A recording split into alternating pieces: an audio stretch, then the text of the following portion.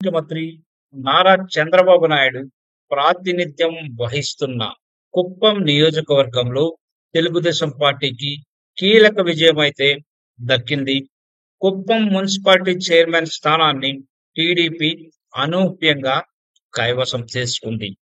ఎన్నిక ప్రక్రియ చివరి నిమిషంలో చోటు చేసుకున్న నాటకీయ పరిణామాల నేపథ్యంలో వైసీపీకి చెందిన నలుగురు కౌన్సిలర్లు టీడీపీకి మద్దతు పలకడం ఈ విజయానికి కారణమైంది. కుప్పం మున్సిపల్ చైర్మన్ ఎన్నిక సందర్భంగా కుప్పంలో తీవ్ర ఉత్కంఠ అయితే నెలకొంది. అయితే ఓటింగ్ ప్రక్రియకు ముందు వైసీపీకి చెందిన నలుగురు కౌన్సిలర్లు టీడీపీ శిబిరానికి చేరుకోవడం రాజకీయ సమీకరణాలను పూర్తిగా అక్కడ మార్చేసింది.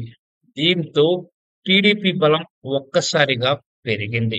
మొత్తం 14 మంది టీడీపీ కౌన్సిలర్ల మద్దతుకు ఎమ్మెల్సీ ఓటు కూడా తోడవడంతో టీడీపీ బలపరిచిన అభ్యర్థికి అనుకూలంగా 15 ఓట్లు నమోదయ్యాయి.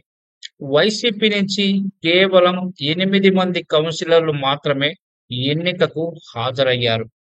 ఈ పరిణామాల మధ్య 5వ వార్డు కౌన్సిలర్ గా ప్రాతినిధ్యం వహిస్తున్న వన్నియకుల క్షత్రియ సామాజిక వర్గానికి చెందిన సెల్వరాజును కుప్పం మున్సిపల్ చైర్మన్ గా ఎన్నుకున్నట్లు అధికారులు ప్రకటించారు.